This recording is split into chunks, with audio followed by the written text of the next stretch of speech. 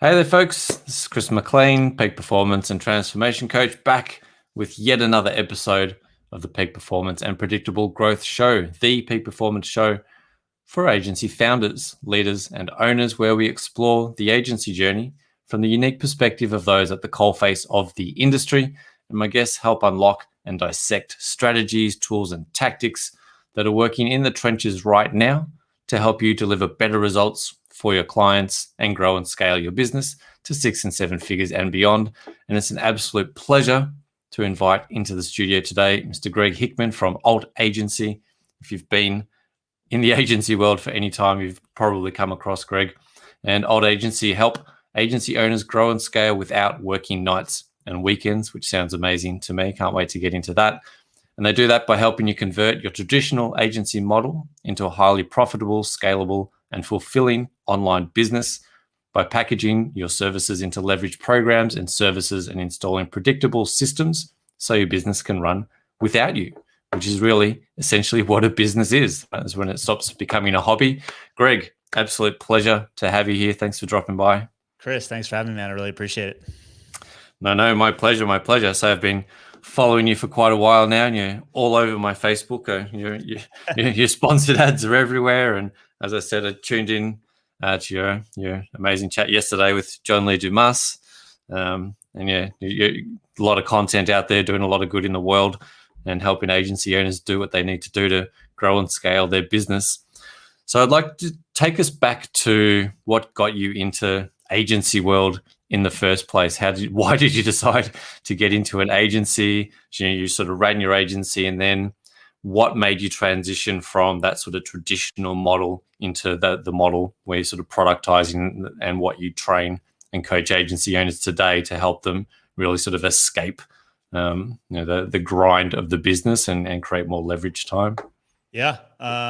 So, I mean, I started out of college at an agency, part of Omnicom, which is a big, family of companies, and, Yep. um, 400 plus employees and representing big brands like Pepsi and Unilever. So right out of college, I was kind of in the midst of a large agency working with big brands.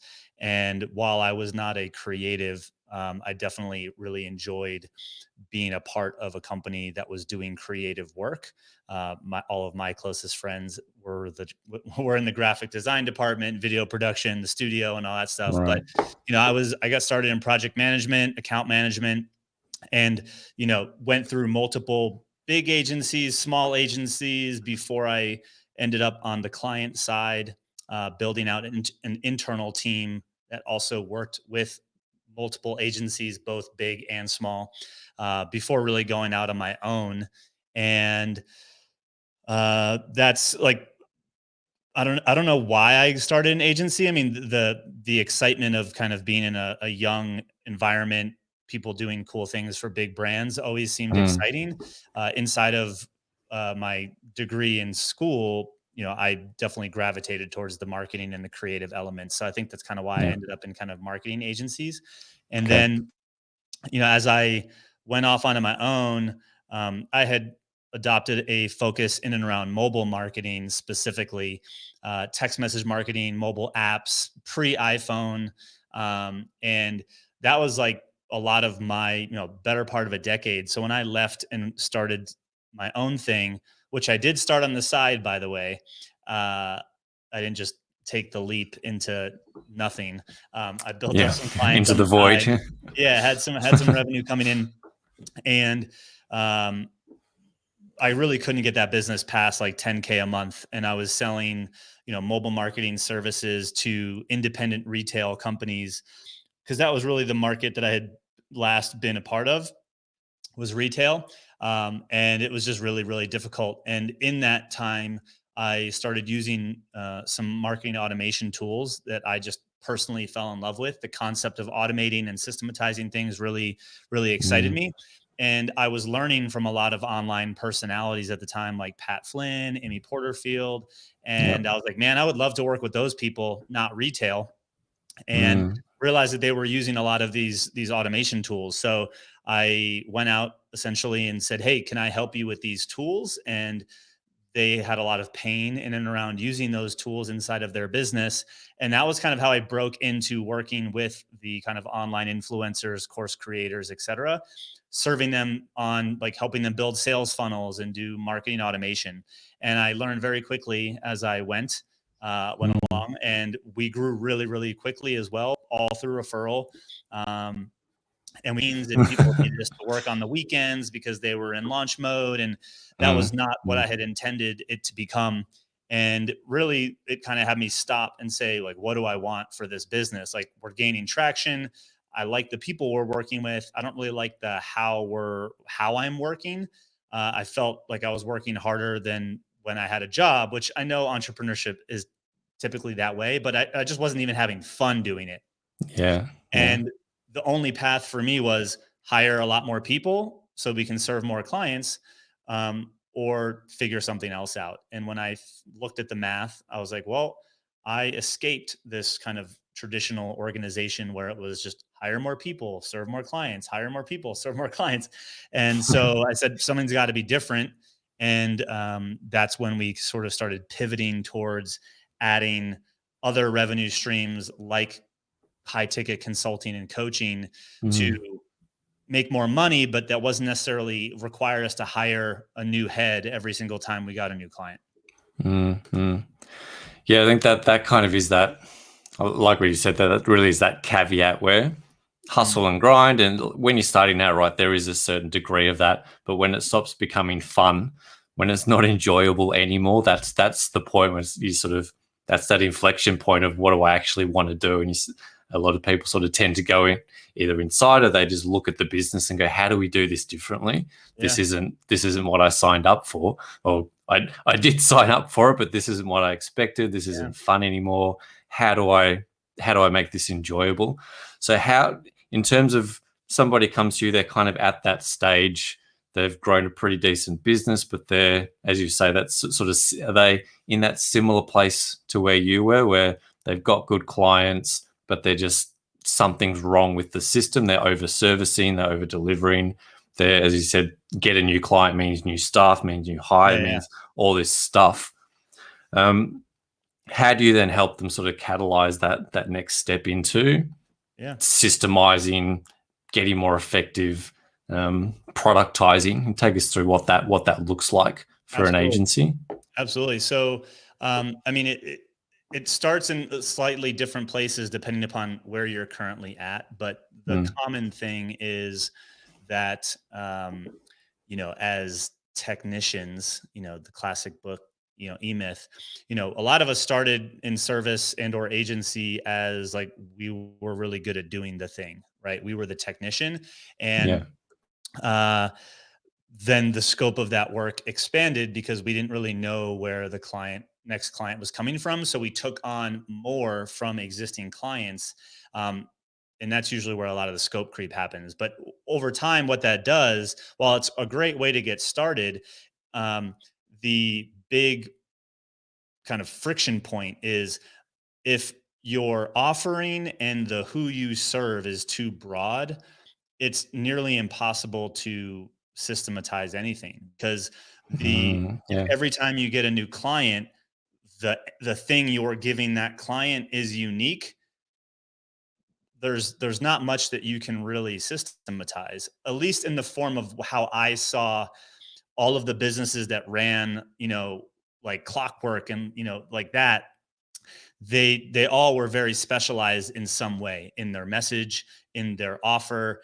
And so it kind of clicked that it was like, well, you can't be everything to everybody. You can't just be a full service agency in this world, because like the traditional agencies that I came from that were full service, and I still see this to this day, full service, quote unquote, traditional for the sake of this conversation, they still only work with like 10 to 20 clients a year, but the budgets are massive. And I'll say massive in their, like, usually at least 6-figure deals and up. And so what I see a lot of people doing is like the small boutique agencies, they're like, oh, we're boutique, we're full service, but we're only charging like $2,500 a month. It's like the capacity with the people you have and or yourself, and you getting more clients, that will hit a point where it just doesn't work because there's not enough capacity and you're not making enough money to actually have profit after doing that work. At the agencies that I came from, we worked with like 5 people, like Pepsi. Inside of Pepsi, there were like a few brands that we worked with. Unilever, worked with a couple brands inside of Unilever. Like, but that's like, those are the 2 major clients. Like, and those, it was a multi, $1 million agency, 20, right? 30, $40 million budgets. Yeah, exactly. And you have them, they're years and years and years, and there's like tons. So like, in order for the whole full service, we're like, we do everything for you.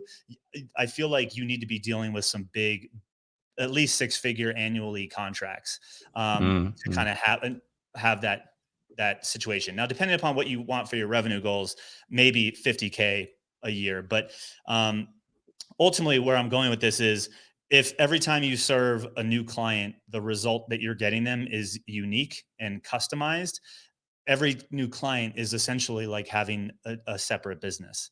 And that's not scalable. It's really hard to grow. It's why when you go to hire someone, you need to hire these like really expensive experts, because you need them to be able to do all of the things instead of one specific thing that is repeatable and predictable. So when we get started, we have to look at 2 things. One, the actual offer, like what are people paying you to do? And if you have like a long service menu, or it's whatever the client asks for, typically we need to like bring that into a core offering, a specific solution. And what I usually say is a solution, ideally, that solves a predefined problem, with a predefined solution that you can turn around in a predefined time frame, that has predefined deliverables, with a predefined price point or price range. And like that allows you to go to the market with a very clear message and talk to those people with that problem already, and bring people to you instead of you chasing them. So so we either need to come really more specific and specialized in the offer, and or in some cases we can get more specialized in the avatar, the who we serve, and in an ideal world specialized in both. So if you serve chiropractors, dentists, course creators, lawyers, like that's going to be really hard to take a potent message to the marketplace that can be automated through paid acquisition and all of that stuff, because you speak to all of those people differently. They all have different problems. So we need you to specialize in at least one of those things, and ideally both. And so that's where we start first. And usually that means our clients are cutting a lot of fat from what their offering was. We eliminate things that they were doing that they just didn't like, things that they were doing that they had to outsource just to get the deal, because they weren't an expert in it. And it kind of comes down to that we have a specialized solution. Yeah, that expertise is super important. And I say that's the 80-20, right? What are the 20% of activities, customers, services that you provide that are going to generate the bulk of your revenue? Let's drill down and focus on that, and just let's eliminate, put a hard no against everything else. Actually, John Lee Dumas on your show yesterday said the wonderful quote: "It's either a hell yes or a hell no. It's either binary, right? It's we're doing this. If it's not within this frame, we don't do that." Yeah. And you need to kind of have, one of the exercises we take our clients through is like really drilling down what are the characteristics of that ideal client. And say that there's 5 characteristics and they meet 4 of them, they're not qualified. Like you're actually talking to you can't say that they need these 5 things, then they have 4 of the 5, and you're like, oh, well, we're going to make an exception, because that's where things break, right? Like if they don't have all 5 of those things, you cannot deem them qualified. Thus, you should not say yes and take them on. It's where people make those exceptions, and then they do it over and over, and things start to expand to a point where it's not even controllable. Yeah. Yeah, and that's, he said, that is literally the opposite of how a lot of people get started, particularly in agency business. Kind of, I work with my mate over here, and then my friend's got this, and then I get a few jobs, and I'm doing a bit of everything just to survive. And that's a very different way to operate than saying, he said, these are the 5 qualifying things that I need, and if those don't exist, even if it's 4.5 out of 5, that's a no. That can be really, really difficult, even just emotionally and psychologically, to say, oh, I really need this deal, but it's not right. I'm going to pass on it. And, understand that that's actually opening up, whether you look at it as energy or just opportunity, if what you're saying no to actually creates this liberating constraint. By saying no to something over here, I'm opening up opportunity on this other side, which is where I want to operate. So that distinction can be quite tricky to get agencies to move. Yeah. Totally. 2 things on that. One, I think it is important for people to have kind of get started, quote unquote, in that generalist way.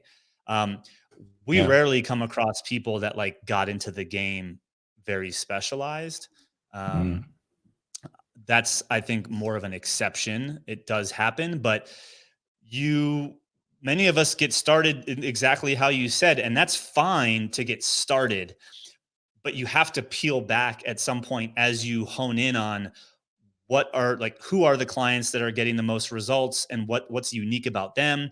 Are the things you're doing for them that you enjoy, that they value, and that they're willing to pay for, and like kind of start slowly pulling back and on offering all of these other things. The problem is most people never ever pull back, and so it just continues to grow that way.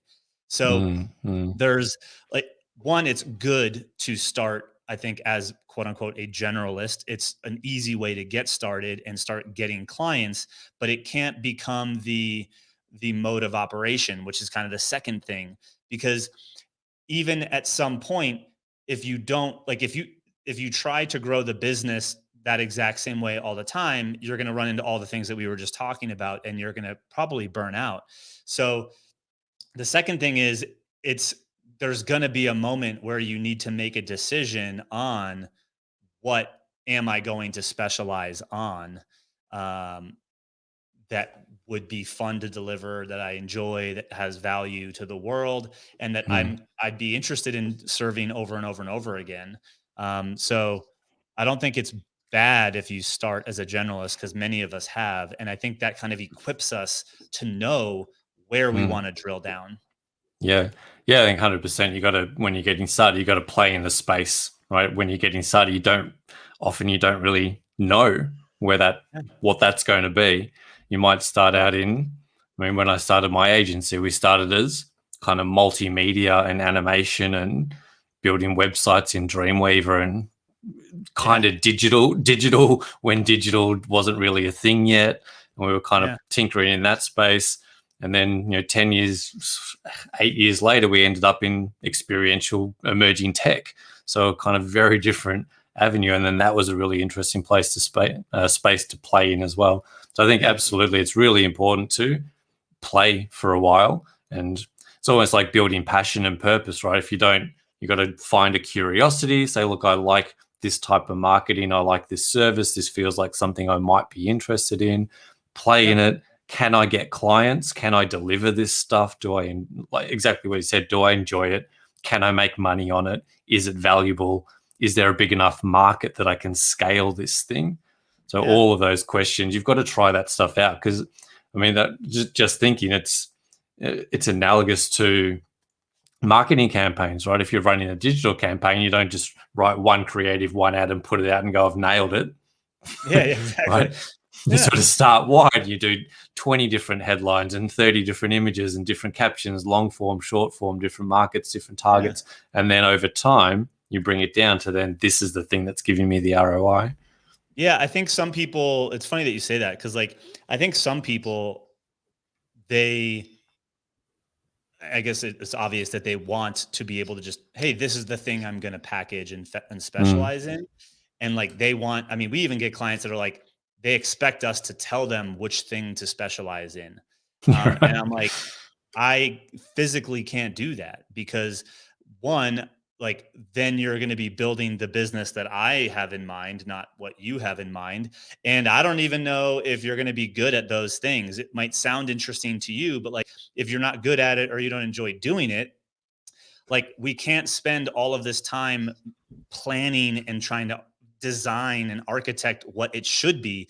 You kind of have to just go try it on in the beginning, right? Try delivering a couple different things. Like even as you start to specialize, like you might be like, oh man, I kind of torn between these two types of clients and like these two types of services. Well, go get a couple more in each of those capacities, kill everything else, and do a 2-month trial and see which of those you enjoy more. And it seems like is the one to double down on, and then double down. Like you might have to date a little bit, to Yeah. figure out who you want to marry. But I think a lot of people Yeah. just expect that like they can say, hey, I'm going to marry this thing right now. And I think it limits their ability to move forward. And then they get stuck in this like paralysis analysis. Mm. Yeah. Yeah. No, I think that makes a whole lot of sense. You sort of start wide and then over time you work out, yeah, here's the criteria, and having someone like yourself that can come in and kind of provide that criteria and that direction of, is it enjoyable? Is this actually fun? Is there enough market for this? Can you scale it? Once a client's sort of at that kind of phase, they've got, right, this is what I'm doing. I'm servicing dentists and I'm doing social media for dentists. That's what I do. That's what I love. And maybe I love video. So I'm doing video content for dentists. That's what I'm great at. I get great returns on that. What's that next part of sort of productizing and transitioning out of that time for money model? Yeah. So again, there's kind of two potential pathways depending upon where you're at. So we have some clients that if they've had to go from all the services down to specialized, they still probably need to serve some more clients in that done for you capacity. Maybe not time for money. It could be repackaged and positioned for value-based pricing or through, selling deliverables versus your time and inputs. So like packaging, positioning, we can probably tweak so that you're not selling time for money, but it still might be one-on-one. It still might be high touch or higher touch than maybe you would want to get to. And so some people might have to go through that. But ideally, we are starting to then systematize the sales process and the new client onboarding process. Most service providers, agencies spend most of their time in either sales or fulfillment. And when they're in one, they're not in the other. And so making both of those experiences more predictable and repeatable are going to create efficiencies that allow you to have more sales conversations and onboard more people in a given time frame because of those systems. And so it's also coincidentally the closest point of engagement on either side of the transaction, pre-transaction, post-transaction. And you're seeing left to right. So we start on either side of the coin. Like, hey, you just give me money. Here's what happens now. Hey, this is how we're going to get started. Here's how we're going to help you. So we want to systematize those areas first because we find that we can get a lot more of our time back and increase a little bit of our capacity just in doing those. And then the third piece from there. So again, if they might do those systems and, V1, they still might have to deliver the service a little bit more one-on-one because the whole specialization thing is new to them. But for example, a client of like Chris, one of our clients, he came to us and he had been pretty specialized. He was just doing everything one-to-one, traveling around the country. And so once he had some of those systems in place, we were able to show him how to deliver essentially the same result, but in a group format, sort of as consulting, training, coaching versus one-on-one done for you. And because he had been solving the same problem and he had a repeatable process to solve that problem, getting him over the hump of having this new revenue stream that is one to many and really more about selling his intellectual property, opens up a new revenue stream, which is where a lot of our clients want to get to, is like, hey, you're already good at selling your time for money. Let's get good at selling your thinking. Now you make money 2 different ways. And then over time, the goal is to make more money from your thinking and scale back the money that you're making from, your time and your input.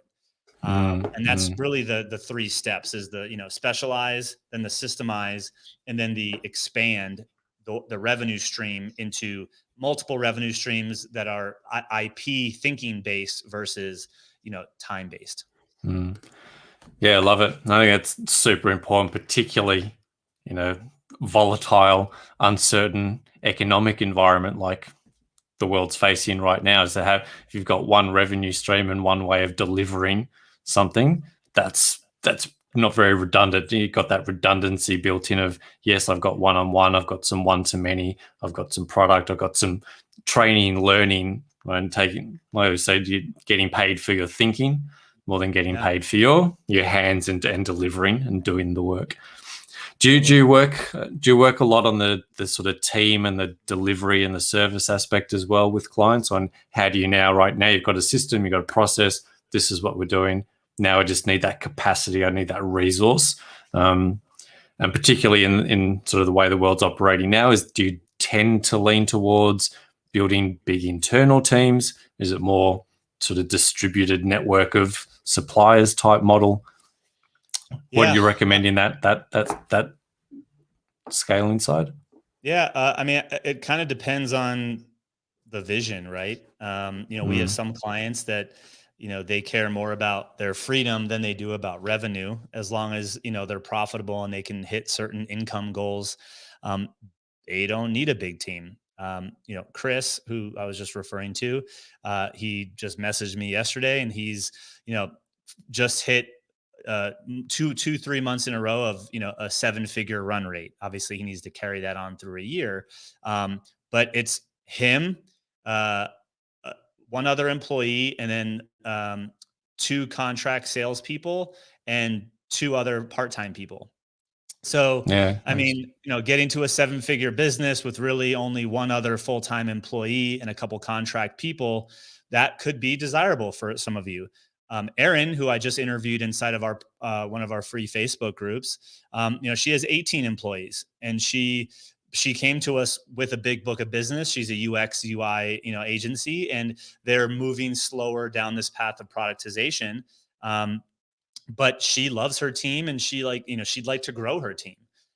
So should you have a big team, should you have a small team, I think is way more about the leader and the owner's vision than anything else. But obviously, if you have certain size goals, you're going to need some help. And so the bigger the goals, usually the more help you're going to need. And yeah, in today's world, most of our clients have remote teams. A few of them have office spaces with people in-house. So honestly, I don't think there's a right or wrong way in that regard, because clearly there's businesses doing it both ways. I think it's a matter of, again, your vision, what you want to achieve, how you want it to look and feel, those are all just things that you get to choose in order to design the business that works for you. Yeah, awesome. I think bang on what you just said there, that having that choice is really important. That's something that can get lost in that process of just, I've got to make money, I've got to grow, I've got to service my clients.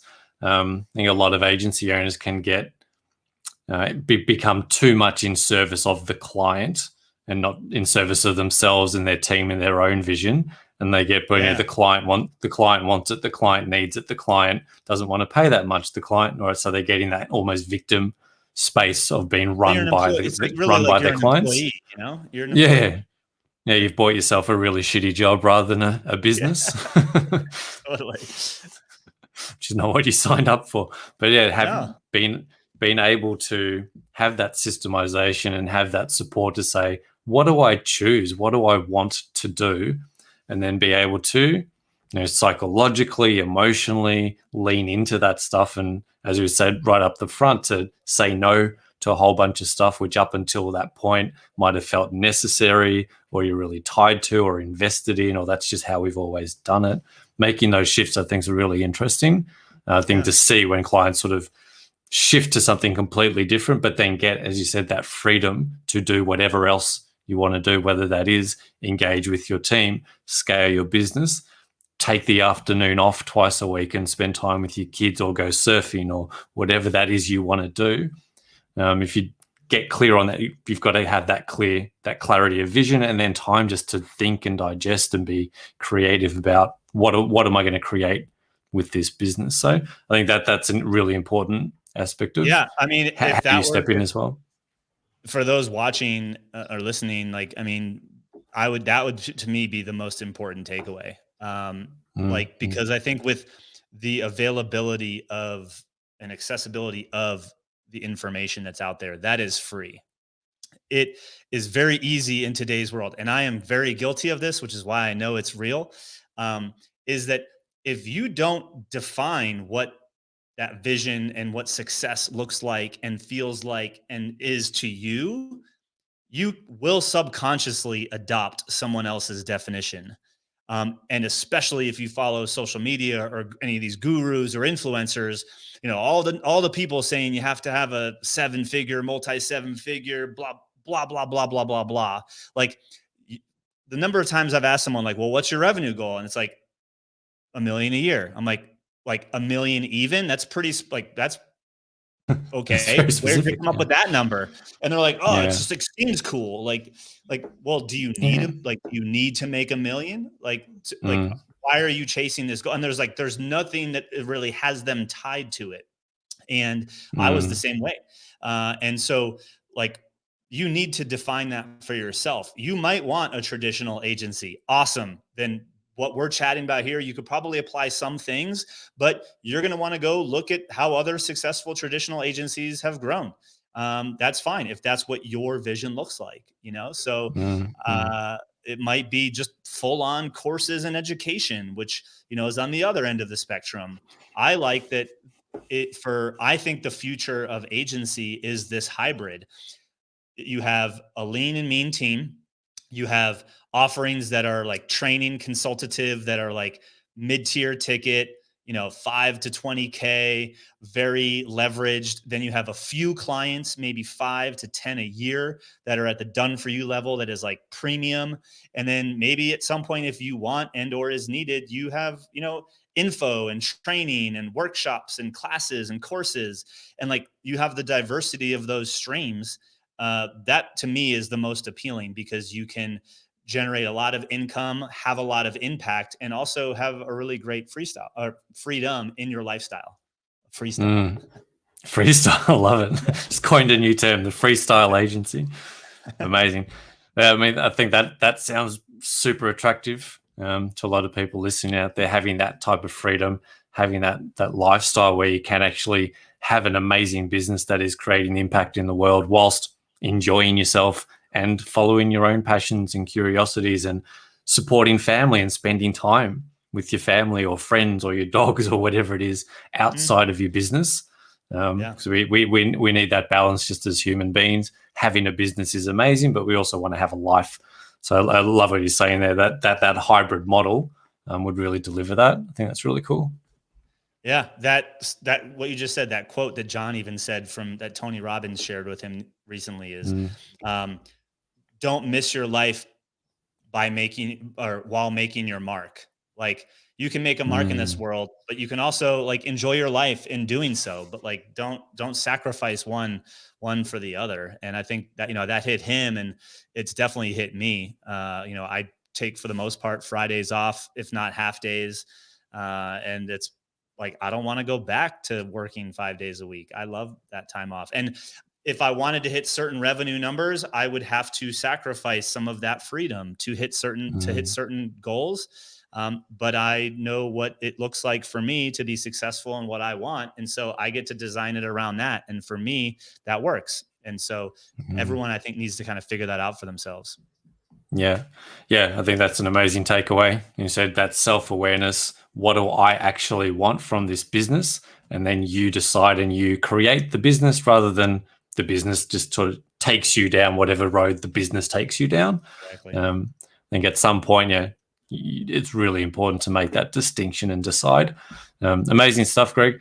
Really appreciate you jumping on. If people are interested more about yourself, Alt Agency, finding you, where's the best place for them to come and find you? There's some stuff up on screen, but for those that are tuning in on the audio, where can they come and find you?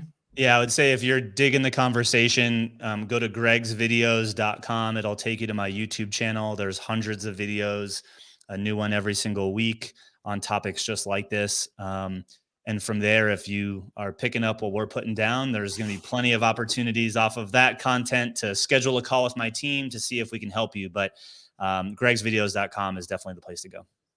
Awesome. Go check out Greg's videos, folks. It's been scintillating conversation. Very much appreciate you dropping in and spending the time here, and they're very aligned to how I think also that agency owners need to create that work-life alignment and taking that decision point of what do I actually want from this business, and sort of creating and controlling what they want that to look like. So some amazing tools and insights and tactics that you've provided today for people to do exactly that. So thank you for dropping by. Look forward to staying connected, and thanks everyone at home for tuning in, wherever you're tuning in around the podcast universe, YouTube, Facebook, wherever you're watching. Thanks for dialing in, and we'll catch you on the next episode. Thanks so much. Thanks, Greg. Thanks, Chris.